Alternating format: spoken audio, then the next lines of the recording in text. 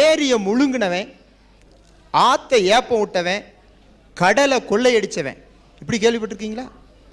சமுதாயத்தில் எல்லா இடங்கள்லையும் இன்னைக்கு இப்படிப்பட்ட திருடனுங்க தாங்க உழவிக்கிட்டு இருக்கான்.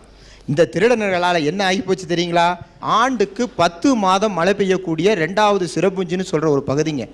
இன்னைக்கு அந்த ஊரினுடைய நிலைமை என்னன்னு பார்த்தீங்கன்னா, நீரூற்றுக்கள் எல்லாம் வறண்டு கொஞ்சம் கொஞ்சமா வறட்சியை நோக்கி போயிட்டு இருக்குதுங்க. இன்னைக்கு அப்படி ஒரு கொடிய சூழ்நிலைக்கு இந்த நீலகிரி மாவட்டமே வந்துட்டு இருக்குன்னு சொன்னா சமவெளிய பகுதியை பத்தி ஐயா சொல்ல வேண்டியது இல்லைங்க. இல்லையா? இவர் இப்ப சொல்றதெல்லாம் பொய். காட்டில் இருக்கிற மரத்தையெல்லாம் வெட்டினால மழை வரலன்றாரு.